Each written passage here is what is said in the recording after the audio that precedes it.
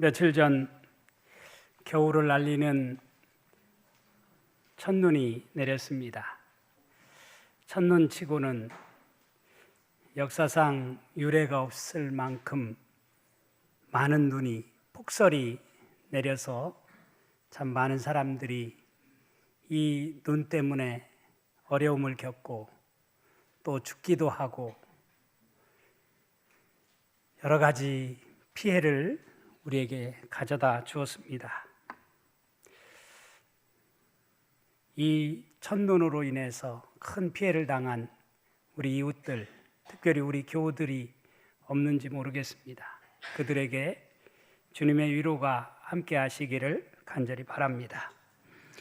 여러분, 어렸을 때 연날리기 해보셨나요? 어느 앞을 보지 못하는 소년이 친구들과 함께 방패연을 만들어서 연날리기를 하고 있었습니다. 그의 연은 하늘 높이 날고 있었습니다. 지나가던 행인이 그 소년에게 물었습니다. 얘야, 내 연이 지금 어디 있니? 땅에 떨어졌는지 또 하늘 높이 날아가고 있는지 너는 아냐? 이렇게 물었습니다. 그러자 그 아이는 이렇게 대답을 했습니다. 저는 제 연이 하늘 높이 날고 있다는 것을 잘 알아요. 이렇게 대답을 합니다. 그 사람이 또 물었어요. 넌 볼 수 없는데 어떻게 내 연이 하늘 높이 날고 있다는 것을 알지? 그러자 그는 이렇게 대답합니다. 지금 제가 잡고 있는 이 줄이, 연줄이 팽팽하게 당겨져 있는 것을 보면 제 연이 하늘을 높이 잘 날고 있다는 것을 저는 느껴요. 이렇게 대답을 했습니다. 바다에서 낚시하는 사람도 낚시를 하다 보면 낚싯줄이 어느 순간인가 팽팽하게 당겨지는 것을 보면 야, 고기가 물었구나, 고기가 잡혔구나 라고 하는 것을 느끼게 되지요. 보지 않아도 감각으로, 촉각으로 느끼게 됩니다. 이처럼 우리에게는 하나님께서 오감을 통해서 보고 느끼고 또 듣고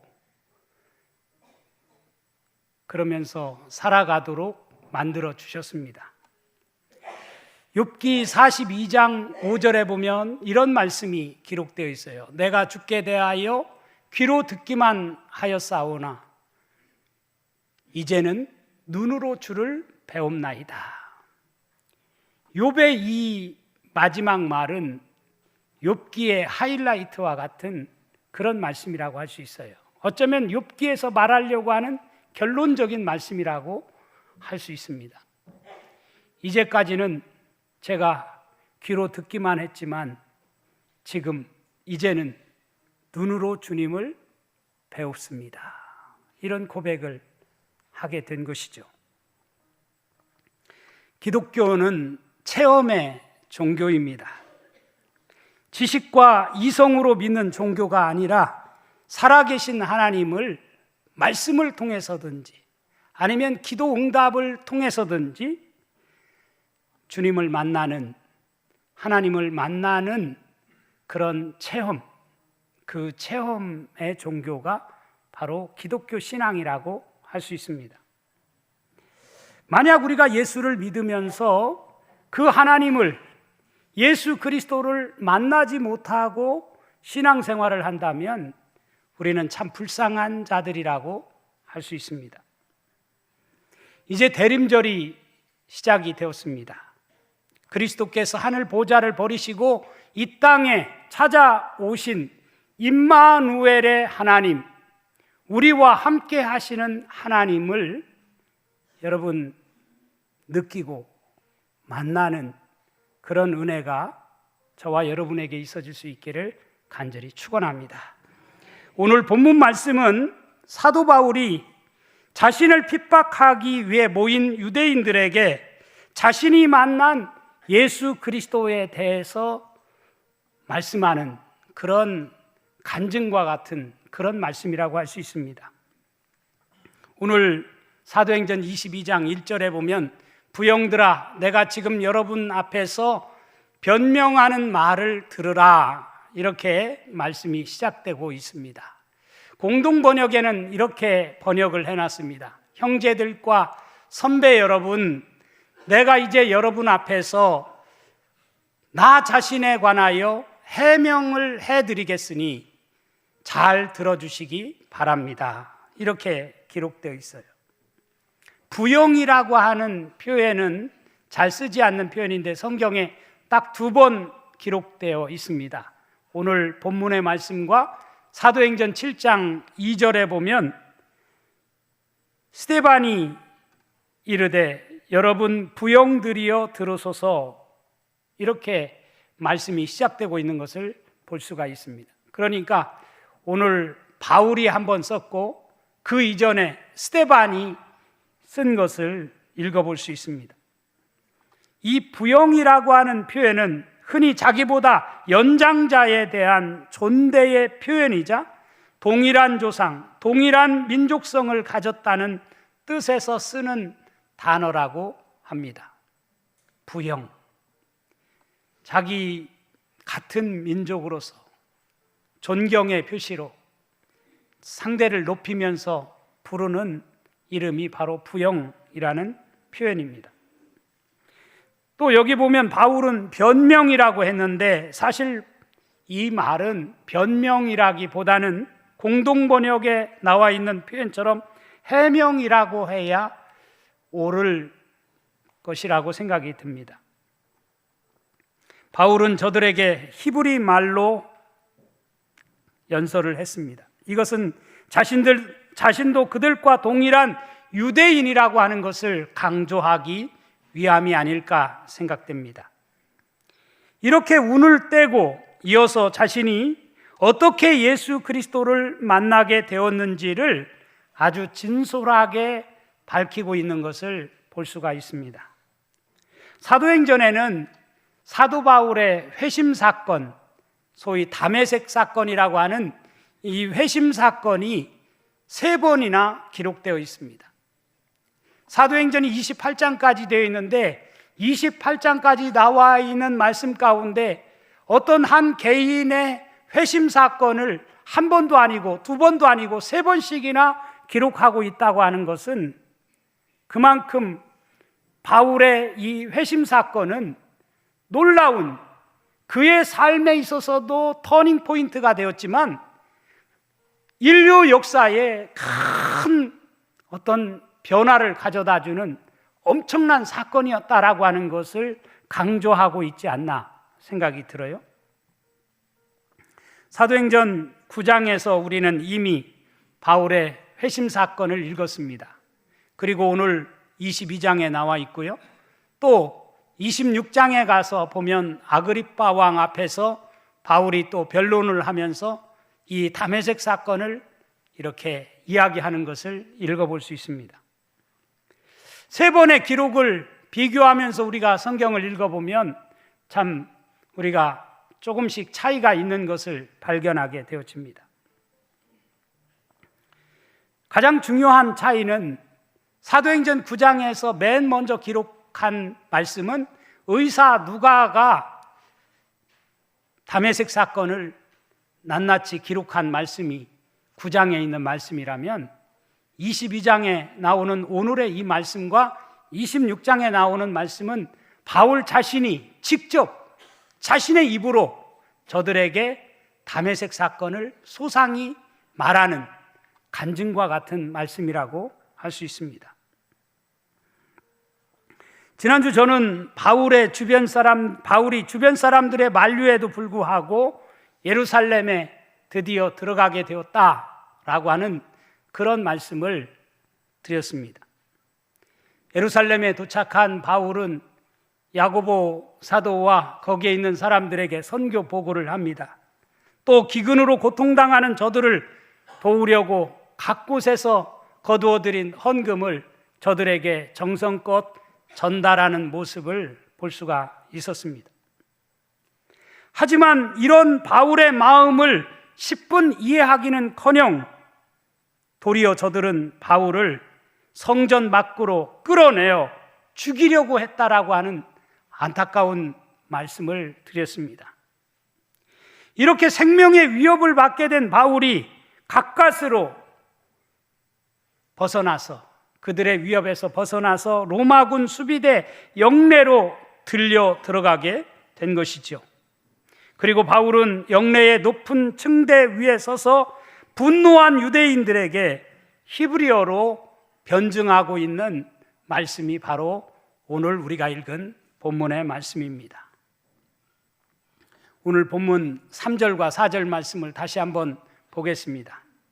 나는 유대인으로 길리기아 다소에서 났고 이 성에서 가말리엘의 문화에서 우리 조상들의 율법에 엄한 교훈을 받았고 오늘 너희 모든 사람처럼 하나님께 대하여 열심히 있는 자라. 내가 이 돌을 박해하여 사람을 죽이기까지 하고 남녀를 결박하여 옥에 넘겼노니, 이렇게 말씀을 합니다.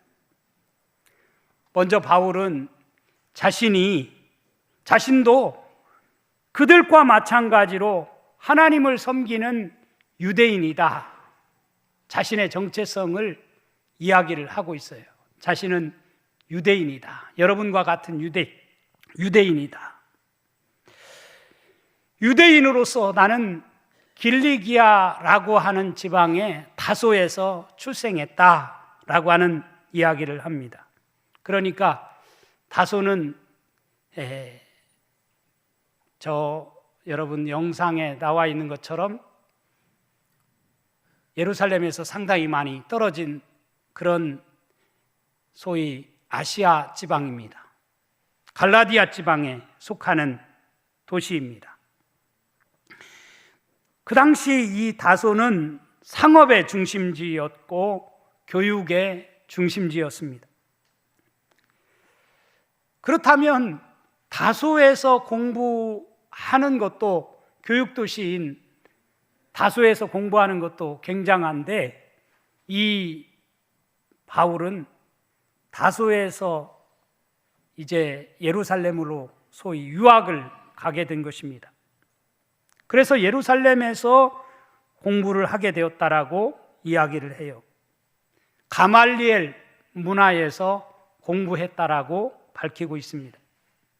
그 당시 가말리엘에서 공부한다, 가말리엘 문화에서 공부한다라고 하는 것은 굉장한 대단한 일이 아닐 수가 없었어요. 오늘날로 아마 말한다면 저 지방에 살다가 서울로 와서 서울대학에 입학해서 거기서 공부하는 것, 아마 그 이상의 그런 모습이라고 할 수 있을 것입니다. 가말리엘이라고 하는 사람은 1세기 때 가장 존경받던 랍비였습니다. 그러기에 바울은 그 누구보다도 율법에 탁월할 뿐만 아니라 율법을 준행하는 데 있어서 아주 열심이었다라고 하는 것을 말해주는 말씀이 아닐 수가 없습니다. 그런 그가 어떻게 변화되어서 복음을 전하는 사도가 되었는가? 오늘 우리가 읽은 6절 말씀에 보면 이렇게 기록되어 있어요. 같이 한번 읽어볼까요? 시작. 가는 중 다메섹에 가까이 갔을 때에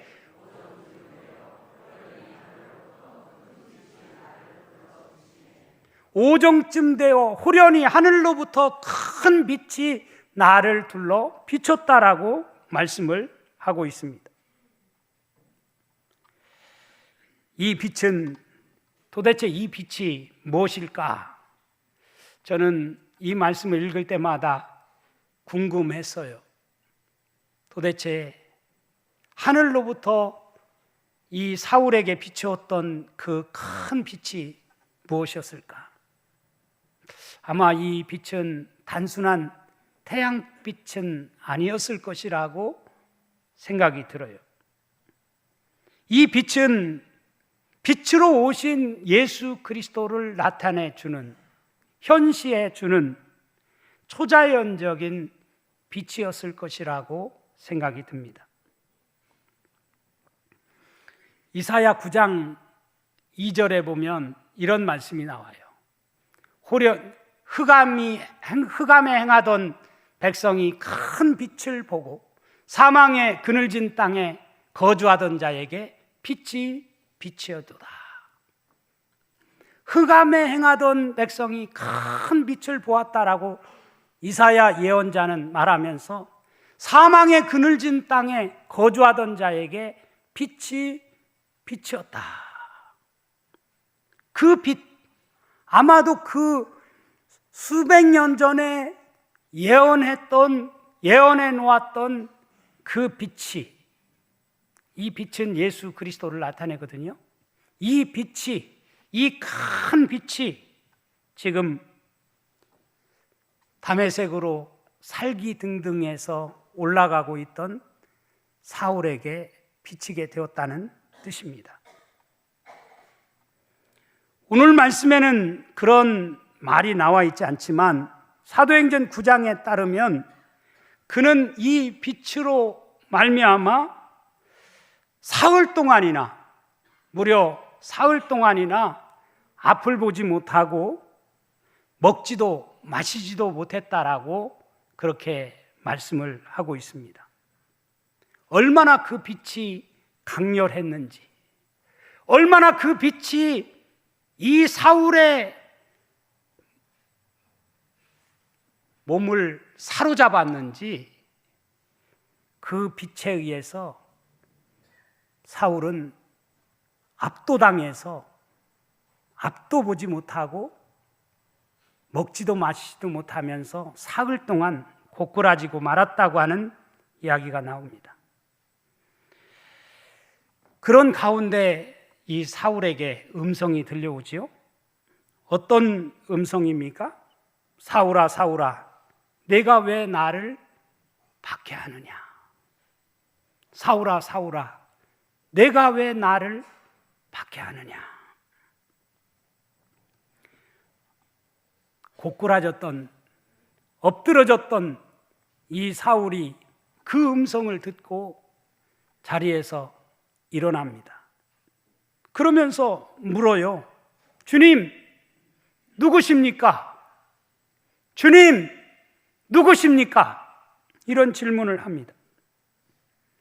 그동안 율법과 유대교의 전통을 지키는데 그 누구보다도 열심이었던 이 사울이, 그래서 율법에 흠이 없는 자라고 자부하면서 살아왔던 이 사울이, 주님, 당신은 누구십니까?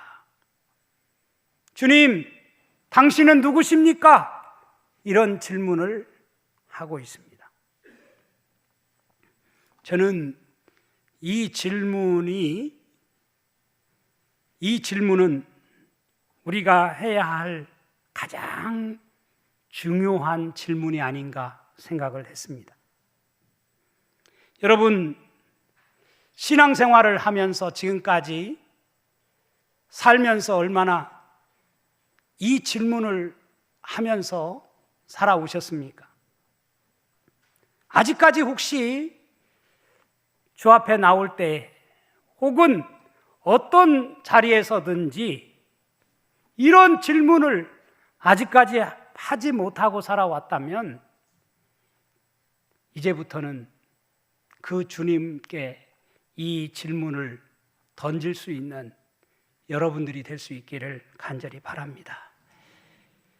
아마 이 질문을 진지하게 하게 된다면 분명 여러분의 인생도 완전히 달라지는 역사가 일어나게 될 거예요. 이 질문이야말로 인간의 궁극적인 질문이 아닐 수가 없습니다. 그렇지만 대다수의 사람들은 이 질문을 놓치고 살아갑니다. 이 질문을 하지 않고 살아요. 그렇기 때문에 우리의 삶에 놀라운 변화가, 모멘텀이, 우리에게 없다고 말할 수가 있습니다.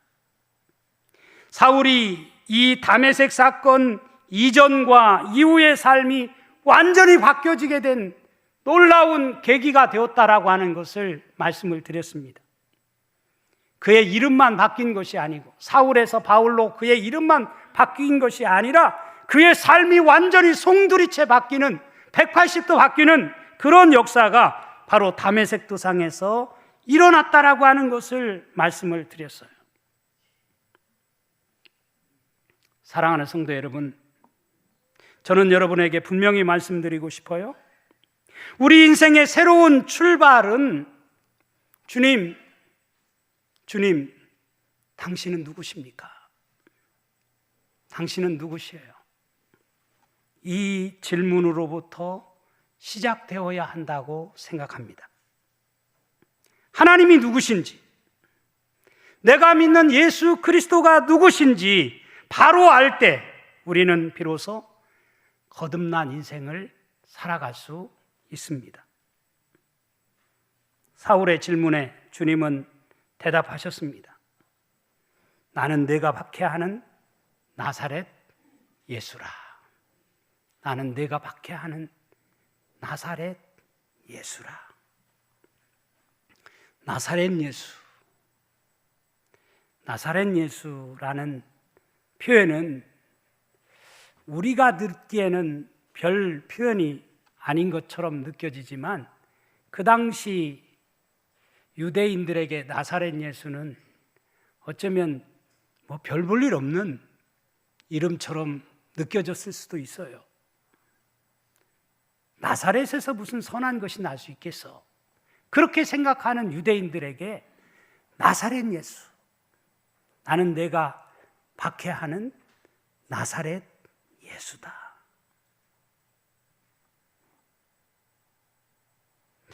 사울이 만난 하나님은, 사울을 엎드러지게 만들고 고꾸라뜨린 하나님은 나사렛 예수로 사울에게 찾아오신 하나님인 줄로 믿습니다.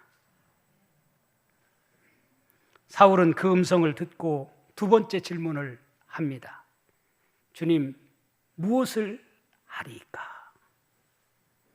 퀴리오스, 무엇을 하오리이까? 사도행전 9장에는 이 질문이 나와 있지 않습니다.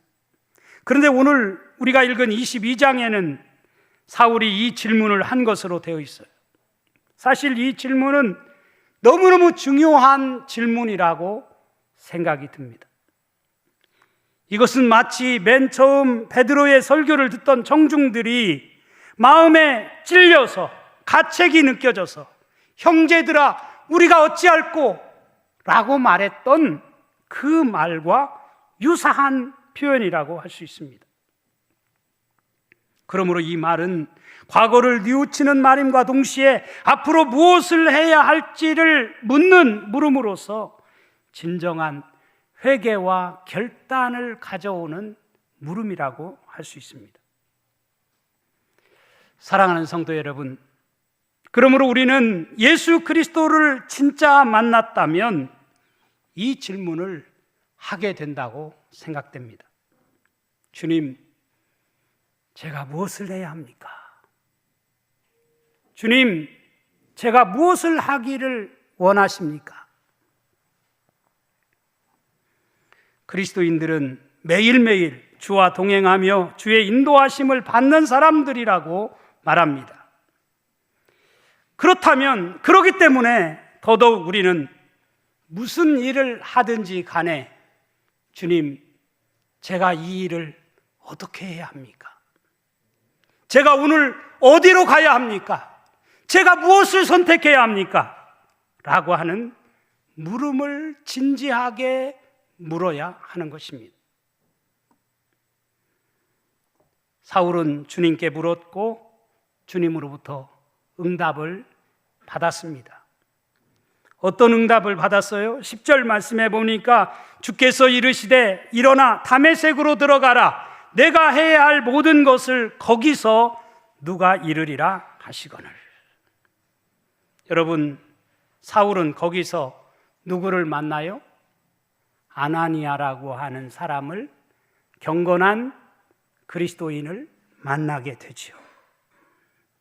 아나니아를 만나서 사흘 동안 멀었던 눈이 띄어지게 되어지고 자신에게 주신 사명이 무엇인지를 비로소 깨닫게 되어졌다라고 하는 사실을 알 수가 있습니다.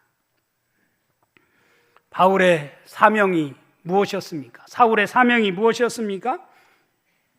우리가 오늘 읽지 않았지만 21절에 가서 보면 이렇게 되어 있어요. 같이 한번 읽어보십시다. 시작.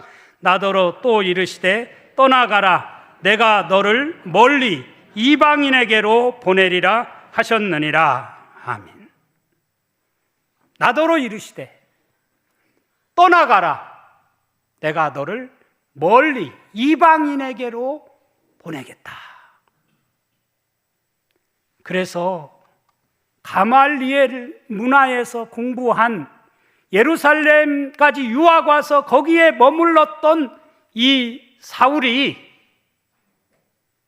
자신의 신분도 내려놓고 모든 것을 내려놓고 복음 전파자의 사명을 감당하기 위해서 1차, 2차, 3차에 걸쳐서 복음 전파자의 사명을 감당했고, 끝내 오늘 우리가 읽은 이 말씀 이후에 보면 그가 여러 가지 우여곡절을 끝에 묶인 몸으로 로마까지 들어가게 되어지는 장면을 우리가 볼 수가 있는 것입니다.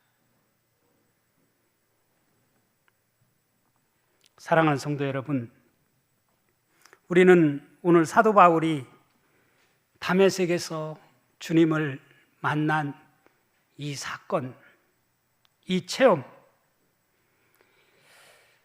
이 사건이 얼마나 바울의 인생을 송두리째 바꿔놓는 엄청난 사건인지를 우리에게 말씀해 주시는 것을 다시 한번 생각해 보았습니다.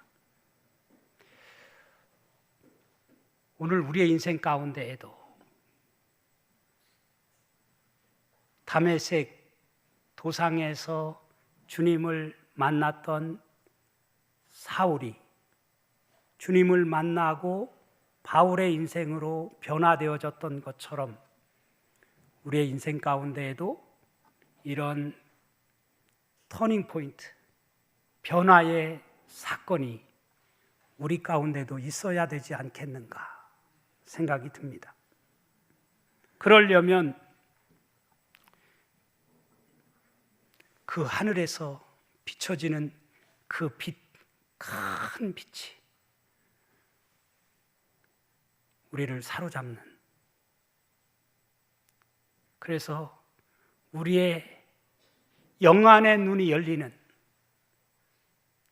그런 은혜의 역사가 우리의 삶 가운데도 있어져야 하지 않을까 생각합니다. 주님, 당신은 누구십니까? 주님, 당신은 저에게 누구십니까? 주님, 제가 무엇을 하기를 원하십니까? 제가 어떻게 쓰임받기를 원하십니까?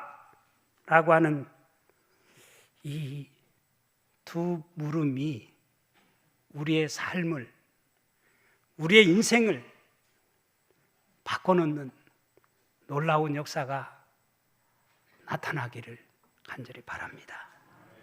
그런 가운데 우리 모두를 통해서 주님의 뜻을 이루고 우리에게 주신 사명을 잘 감당하여 잘했다 칭찬 듣는 복된 삶을 살아가는 우리 농천의 모든 성도들의 삶이 될 수 있기를 주님의 이름으로 축원합니다.